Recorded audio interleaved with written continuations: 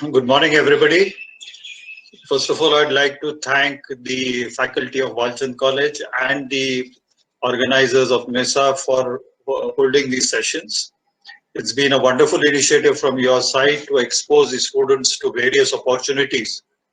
I'm going to be talking on industrial engineering and quality management opportunities in industry today. This is based on my experience of about 40 years in total, where I worked for about half the period and I've been a consultant for the half the period, that's about 20 years. Now, industrial engineering as a field is all about improvement management.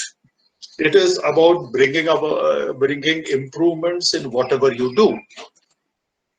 You know, any organization, a reasonable size organization would have the normal departments or functions of design, purchasing, production, inspection, collection of money, finance, etc.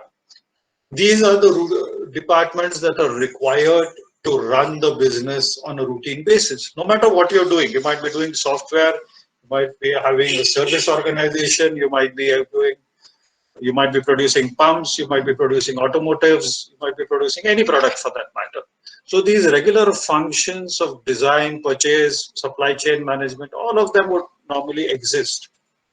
But on top of this, in addition to all of this, there is this function called industrial engineering and quality management. The purpose of this function is to improve whatever has been set by all these functions initially. Now, you might wonder whether there is an opportunity for improvement when already some things have been set.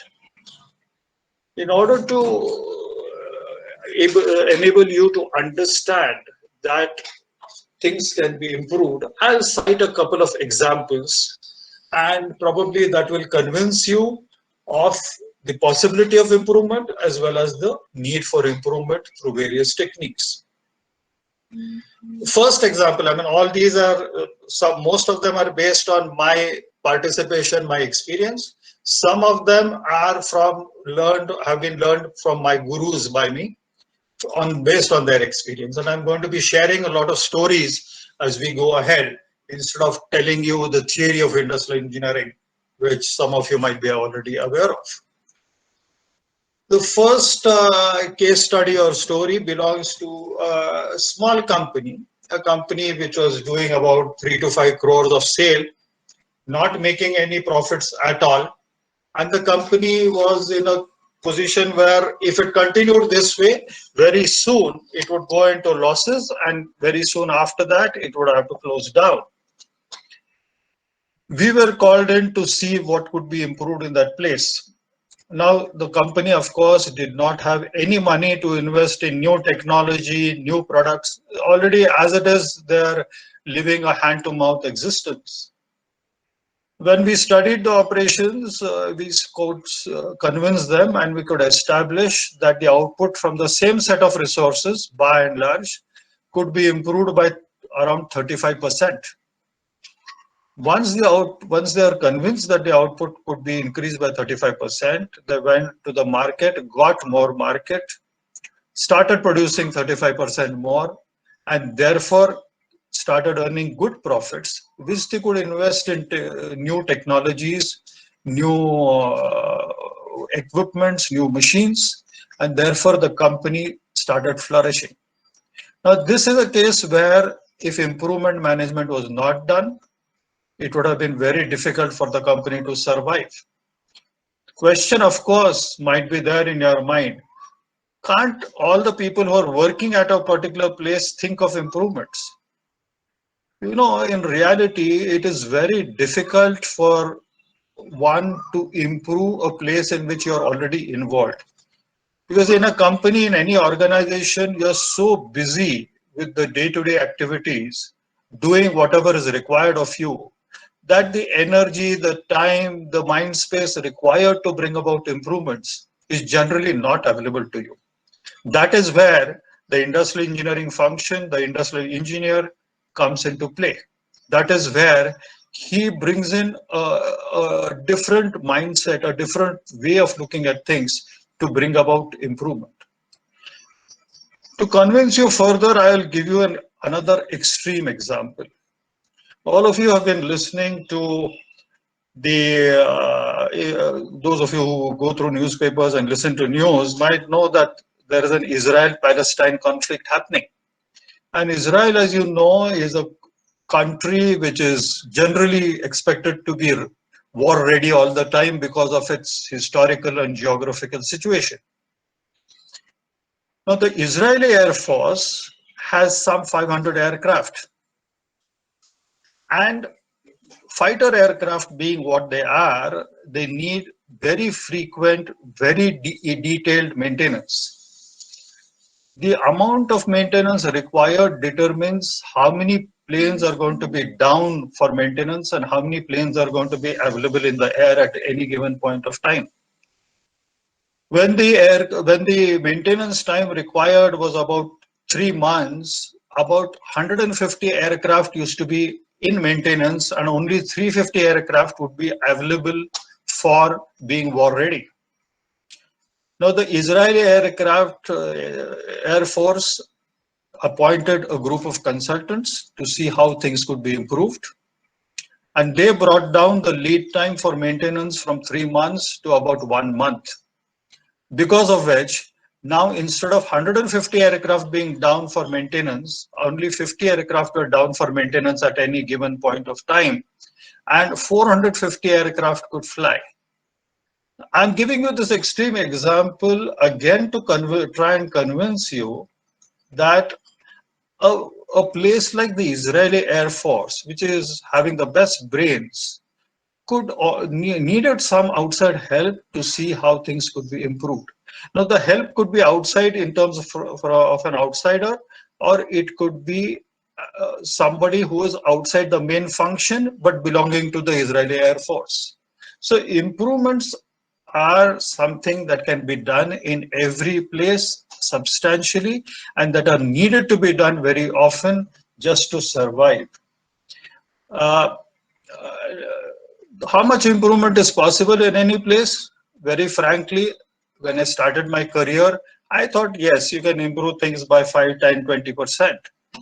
But based on my experience, I can tell you that in most places, you can improve the results by 50 to 100% quite easily most of the times. So this is the scope for improvement. This is what can be done in terms of industrial engineering. Now, when we use the word industrial engineering, many of us, including students, including seniors, have the notion that industrial engineering is only about doing time and motion study, a very limited application of it. Time and motion study is associated with industrial engineering because of historical reasons. You know, Frederick Taylor, who's supposed to be the father of industrial engineering, he was the person who started this time and motion study. But over so many years, it's been more than a century since Frederick Taylor founded the principles of industrial engineering. Industrial engineering has moved on substantially. And there is a huge amount of techniques and approaches that are available to improve business results. I'll give you one more example. There was this hydraulic assembly of a tractor. You know, a tractor needs a hydraulic assembly to be able to move all the equipments that are put onto it. Now, this hydraulic assembly was a very complex hydraulic assembly. And at one point of time, this tractor manufacturer, who is now the biggest tractor manufacturer in the world, had an internal rejection of 30%, 30. And the field rejection, that means whatever tractors were dispatched, from the field, they used to get a rejection of around 4 to 5%. 4 to 5% tractors used to come back saying that your hydraulic assembly does not work. Now, these complaints started increasing, and I'm talking of a story which is about 30 years old approximately. and the company's sales were getting badly affected. Sales and marketing people came back complaining heavily, saying that it will be very difficult to sell in the future if this 4 to 5% field rejection is not improved. Internally, the costs were also going up because of this 30% increase that was 30% rejection that was existing. At that time, this organization put in an internal team led by their quality management person to see what could be done. Analysis and improvement ultimately led to a situation where after about 1 year, the internal rejection, which was about 30%, came down to less than 1%, and external rejection became virtually zero. And it has held on to that particular level as of today as well. Then they are making more than 1.5 lakh tractors. 150,000 tractors is what they're currently making. So this is again an improvement brought about in the field of quality through improvement management. What I'm trying to emphasize is this term called industrial engineering encompasses improvement in many, many fields. Can we go to the first slide, please? If you look at industrial engineering as a holistic perspective, from a holistic perspective, industrial engineering is primarily concerned with improvements in productivity, quality, cost, delivery, safety, etc., etc. So it's not only the increase in output. Yes, increase in output is an important part of this entire story. And it's also improvement in quality, it's improvement in cost, it's improvement in delivery. Let me cite one case study for an improvement in delivery. There is a plant of a multinational company which was located in China, and they had to sell their material to Singapore. Regularly, they used to sell their whatever they produced to a plant in Singapore. Normally, this plant in China used to take 7 days to move material from China to Singapore. This was the transit time. Now, the Singapore customer one day said that, look here, 7 days is not good enough for us. There are frequent changes in design, frequent changes in requirements. So we want the material to come to us in about 3 days. Now delivery and the customers in Singapore told this people in China very clearly that if you cannot ship it in 3 days, we will have to look for a local supplier, a supplier in Singapore who can give us within 3 days. Now this was a question of survival of this business. If this lead time of 3 days was not met, this China company would not be able to sell to this customer who was a very major customer for them in their business. Now the entire team driven by their industrial engineers sat together, examined ways of improving delivery, and after about 8 weeks, they were able to reduce the delivery time from the current 7 days to 2 days, more than what the customer expected. So delivery, improvements in lead time is also a very important part of the business. Now, all of us face this individually as well. When we go to, as students, you might be going to, say, get your clothes pressed, ironed from somebody. Somebody says, come after 3 days, I'll give you the clothes. And somebody says, come in 1 hour and I'll give you the clothes. Whom are you likely to go to? Most of the times, I guess you'd go to the person who says that you can deliver it within 1 hour. Because your lead time is normally, you expect delivery to be as fast as possible and you expect the lead time to be very short. This is true in business as well. So when we talk of improvements, we are talking of improvements in delivery, improvements in cost as well. Now, cost improvements studies, when the internal production cost has to come down, the business future is at stake. There are multiple examples where cost reduction initiatives have been brought about through industrial engineering. And believe me, even the smallest of improvement goes in a big way. One particular plant making auto rickshaws wanted to reduce their costs. Every 1 rupee saved used to be awarded. That is what they had decided. Now, by various initiatives, this particular company was able to reduce cost by around 20,000 per auto rickshaw. And that was a substantial saving for them to be competitive with their competitors at that time. So again, coming back to the points that I stressed, that when we talk of industrial engineering, it is not only increase in output that we are talking of. We are talking of improvements in quality. We are talking of improvements in cost. We are talking of improvements in delivery. We are talking of improvements in safety as well. Now, as one progresses in an organization, and I'll come to the career opportunities in a very short while from now. Initially when one joins an organization as an engineer at the starting levels, one is generally given the job of improving an individual activity. When I joined my first organization, it was an automotive organization going by the name of Bajaj Tempo at that time, now known as Force Motors.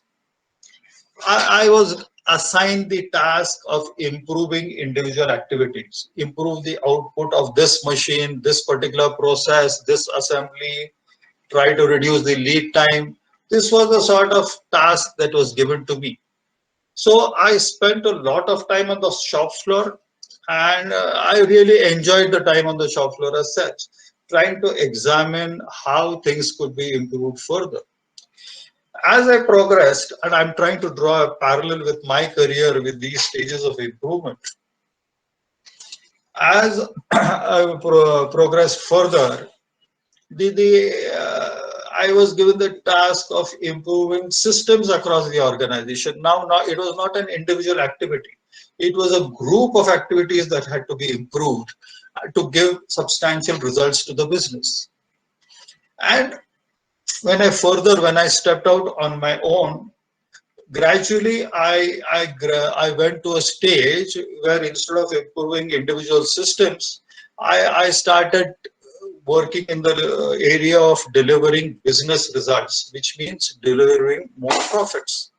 So as a career path, I would suggest that you can start your engineering, your initial phase by looking at an individual activity. That is where you're likely to be initially.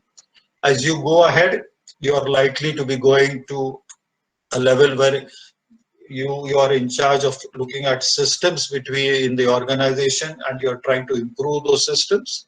And as you go further ahead, you are then made responsible of improving the business results of the organization. Now, can we go to the next slide, please? Hello? Yes, sir, I've put on the next Hello? slide. Yeah. So this slide summarizes what I just now said. At the individual activity level, you're looking at the improvement of the output-input ratio of a particular activity. You're looking at how production can be further improved, or you're looking at how rejection can be reduced substantially. Again, just to cite one more story, there is a company where the welding process had to be changed, because of which the welding time went up initially. Now, the welding time going up resulted into a loss of around 100 crore of sales per month for this particular organization. The numbers that were manufactured were very huge. So because the welding time went up, the output went down to that extent, And because the output went down, the company started facing a possible sales loss of around 100 crores per month. Now, the management, of course, no management would accept such a loss in sales just because a particular process time has gone up.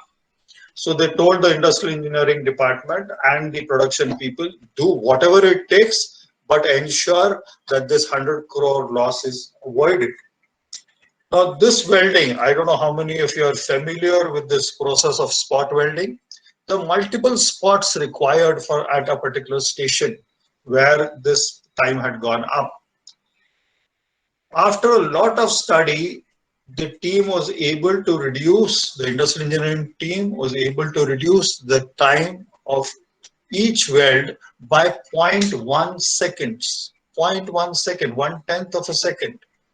And that was sufficient to set the production back to its original level, because there are so many spots, around 200 spots were required.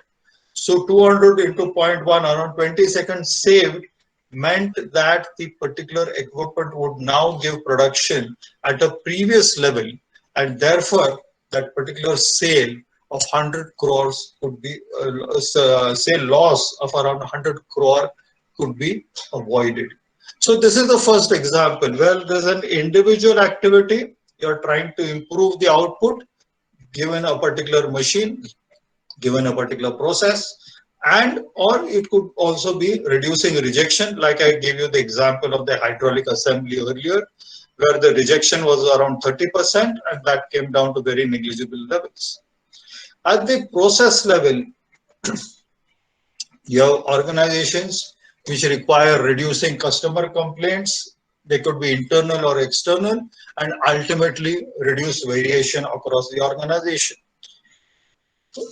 We were doing some studies for this company called Camlin. I don't know how many of you remember Camlin, which used to make pencils and paints and brushes and all of that. And we found that there are huge complaints with respect to brushes.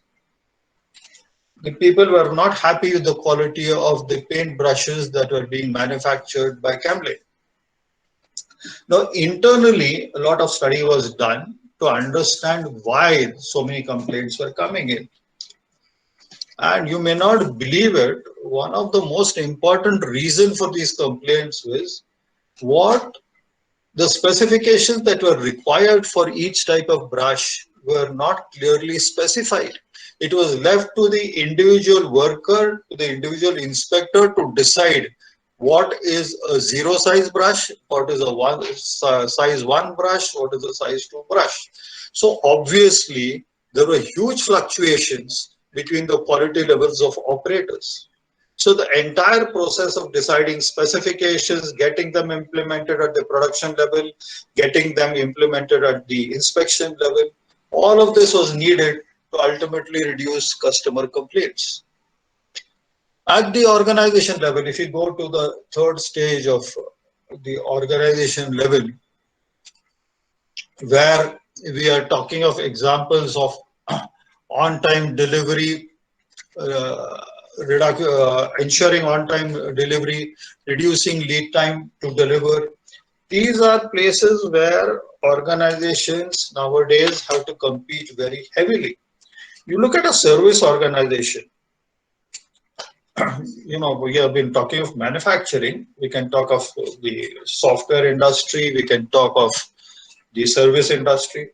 In software industry, big companies, many software companies have to deliver projects to their customers. Now, very often, the companies, these large IT companies, delay the delivery of projects. This happens because of a lack of coordination. Multiple issues come into it, and the ultimate result is the customer does not get the delivery when he wants it. And he's a very unhappy man because he has put in a huge amount of money in the software, in this IT company's business, and he wants to ensure that whatever he wants is delivered to him on time.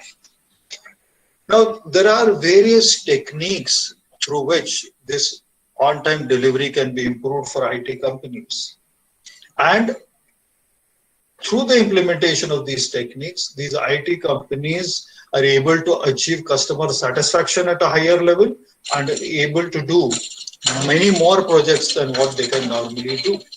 You can think of the construction industry. I don't know how many of our civil engineering friends are on the line right now, but all of us would generally agree that civil engineering projects are not, I mean, a very small percentage of civil engineering projects are really completed on time.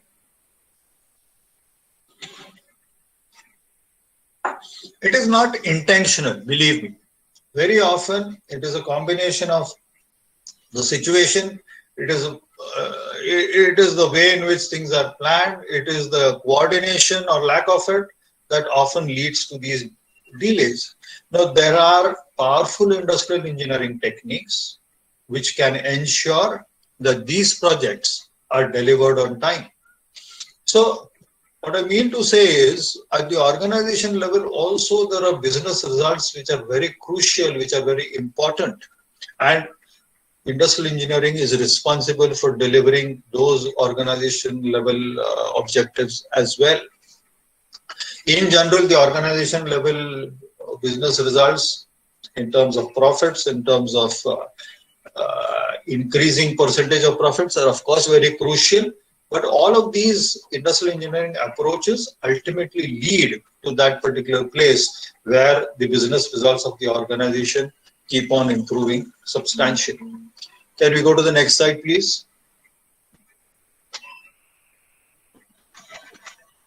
Hello? Yes, sir, I've put on. Hello? Yeah, thank you. Now, what are the techniques and approaches that are available for industrial engineering studies? Now, the conventional time and motion study, which Frederick Taylor founded about a century ago, is the one that comes to mind initially.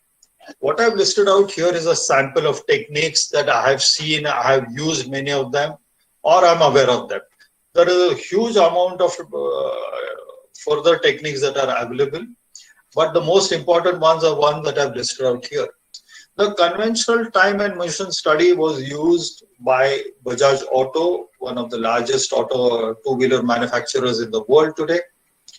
They were able to improve their output, probably double their output using this time and motion study. There was a time when I was actively involved with this organization. They had a huge industrial engineering department whose job was to see how improvements can be made out, brought about in every place. So this is one of the basic techniques which has been used and is still used to a great extent in many organizations. The second technique, which is similar to the first technique, is called as MOST, which is a short form for Maynard Operations and Sequence Techniques. Amongst the largest users of this technique is this group of companies called Mahindra and Mahindra across their plants in India and abroad. Through Maynard Operations and Sequencing Technique, or MOST, Mahindra and Mahindra probably, in my guess, would have increased their output to about 2.5 times over the last 25 years. So this is a technique which is widely respected in the organization, which is used by everybody to see how improvements can be brought about. This is similar to the time and motion study, but it has a theoretical base through which you determine the time instead of going actually to the shop floor. Lean manufacturing. Now, many of you might have heard this word. Lean manufacturing is an approach by which you eliminate waste in the entire system. You identify waste. Everything that doesn't add value to the business is called as waste. In lean manufacturing techniques, again, you gain substantially because all wasteful time, all time which is spent on doing something that is irrelevant, all that time is eliminated And again, Mahindra and Mahindra is one of the biggest users of the lean manufacturing technique.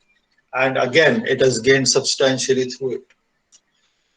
Six Sigma is a technique which is used for quality improvement. It helps you to identify areas where quality is poor.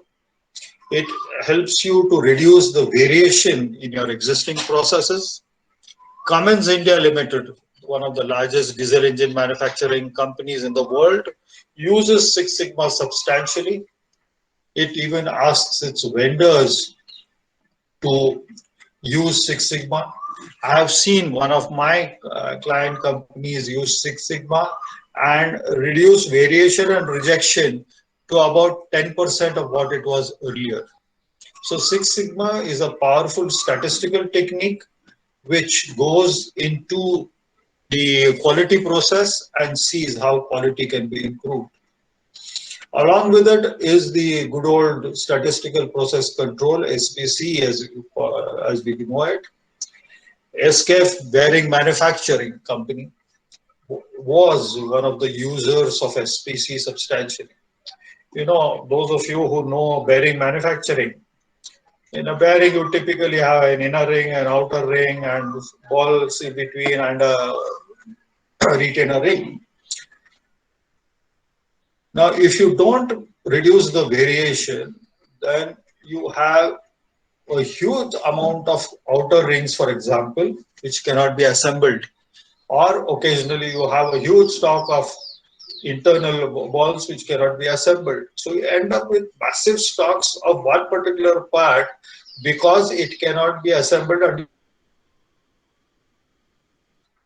Through SPC, SKF was able to reduce the variation that was there. And of course, this task was not given to the industrial engineering department, it was given to the quality management department there, who reduced the variation in the ball bearings.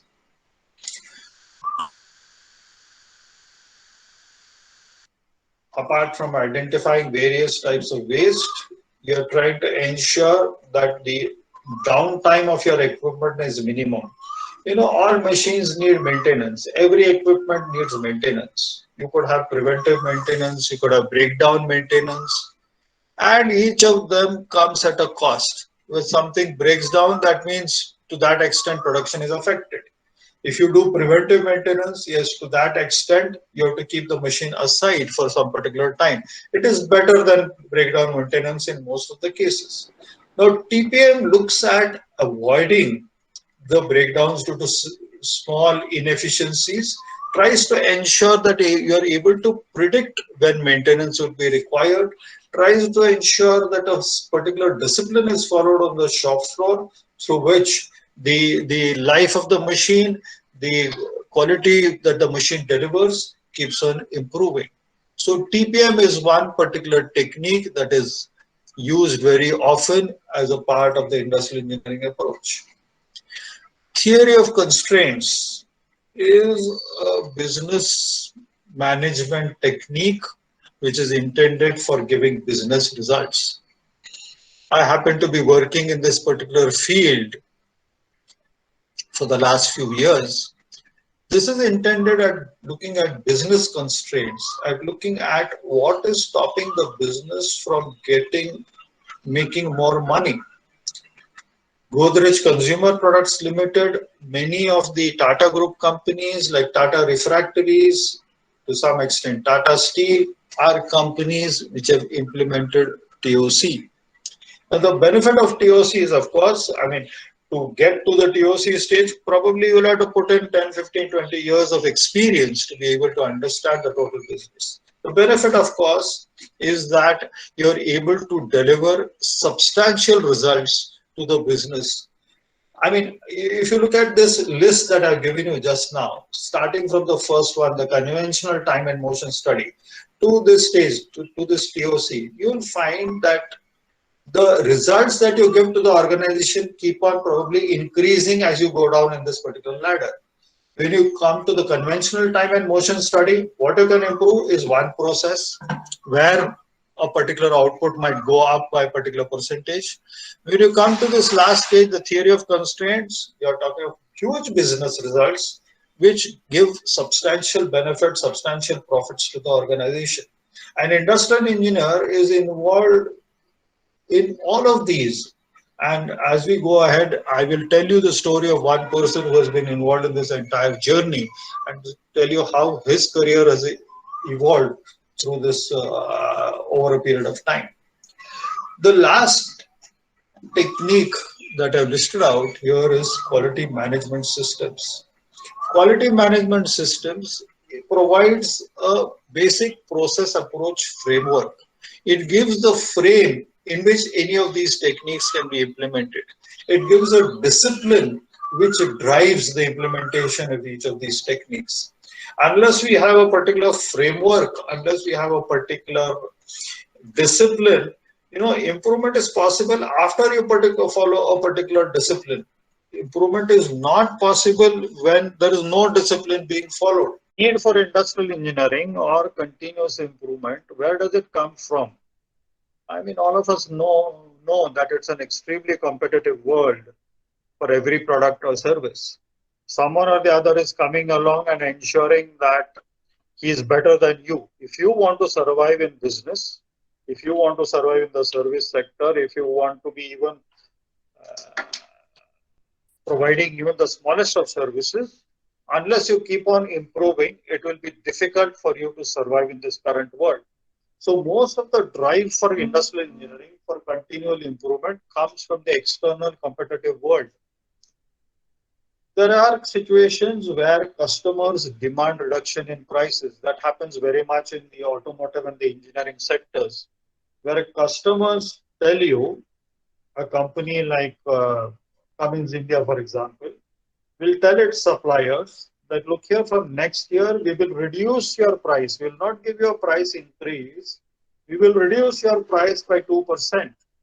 Now, if you have to remain profitable, and if you still want to be surviving after giving a price reduction of 2%, the only way to do this is to continuously improve your activities, get more from your existing set of resources, to be able to improve your quality, reduce rejection, to be able to keep your customer happy.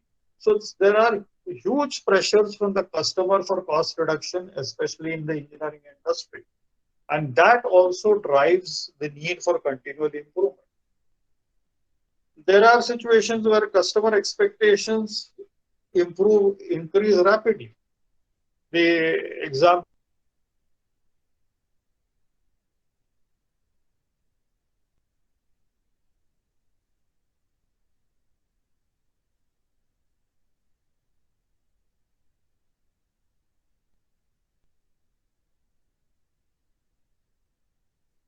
and if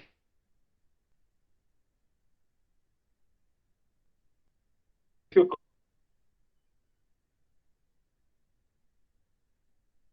can't do We lost few last 2-3 minutes, Kiran. this, it's impossible for So your voice was not audible from when you started giving the for me to example. continue business with you. So there are pressures from the customer also, which suddenly change, with increase rapidly. All of this demands that each organization has a setup which can deliver continuous improvement. Yes, opportunities in industrial engineering. This is what we call as a staff function, a support function. This is not a regular line function as it is called. I can cite the example of one particular person that I know. He started as an industrial engineer, went through all the techniques that I've mentioned on the previous slide, and currently is the corporate vice president of this organization, whose sales across the world are around something like 80,000 crores currently. And his basic job as corporate vice president is to bring about improvement in the organization. His single agenda is to bring about improvement in the organization in every possible way. So every year there are fresh challenges taken, fresh targets taken for improvement, and he is the driver along with his department. Of course, it's not a one-man army. His department of about 100 people across various locations drives this improvement. Now, if you see large and medium size organizations, they normally would have something like an industrial engineering department. In some organizations, it is called as business excellence department. In some organization, it is called as TQM department. It is in some called as productivity services department. And some it is called the good old industrial engineering department. But there is there are a particular set of people who are given this task of bringing about improvements in the organization. Small organizations normally tend to have a one-man army who will bring about improvements. Now, before we go further, I'd like to state one thing, that the industrial engineer, being a staff function, actually is driving improvements. He's helping improvements being brought about in various functions. So his job is to identify the right technique, the right approach that is needed in a particular place. Very often, even identifying the place where improvements have to be brought about, bringing the team that is directly involved in that particular operation, activity, process together, getting their ideas, bringing about improvements, ensuring that the improvements are implemented at that particular place, and finally that the results expected are achieved. So he is a person who is giving knowledge, who is coordinating, who is ensuring that the results are obtained. The actual day-to-day implementation, of course, is left to the department, is left to the various functions that are involved in this particular improvement. So he is like a coordinator, and all of you would appreciate the need for a coordinator. For example, even this session, you have a couple of coordinators who are doing all of this. Even with the noblest of intentions, if there were no coordinators, I'm sure that these sessions would not have taken place in such a well-organized manner. So a coordinator who has knowledge of the topic, what topics to arrange for, who knows the faculty, who knows from where to get the faculty, all of these things are required to make a successful program. Similarly, in any organization, to bring about improvements, to bring about substantial improvements in business results, there has to be a coordination, a coordinator, an agency who does all of this. And basically the function called industrial engineering, and as we said earlier, which could go under various names, is the function that does this job of bringing about improvements. Let's go to the next slide.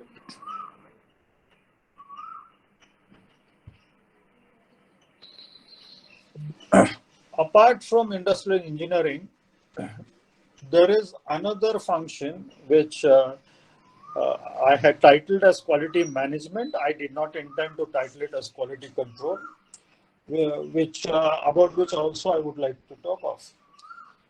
As I said in my previous slide, the quality management system acts as a backbone, as a reference point for bringing about improvements. Implementing these systems across the organization is the role of a quality coordinator, like you might have a productivity coordinator. Job opportunities exist for such positions also, where you are implementing quality management systems across the organization. Those who have knowledge of systems like ISO 9000, the quality management system required for the automotive sector, those people are in a good position to get such jobs of coordinator for quality. So while we talked of jobs in productivity, there are jobs in quality management systems also. And as you go higher, both these jobs tend to get merged under one particular person. Very often the industrial engineer, because of the nature of his work, gets to see how the entire organization works and understands the key issues that affect the performance of the organization. This becomes useful in climbing up the ladder of the organization and reaching senior general management positions. We know a few people in in our country who are heading organizations who previously were industrial engineers and now are doing the job of they are the CEO of that particular organization. As I said, this comes about because of the advantage of the position, the industrial engineering position that is obtained. Now let's go to the next slide.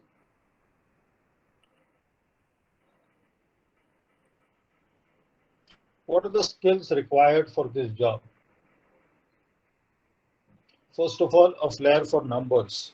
Because all improvements involve numbers.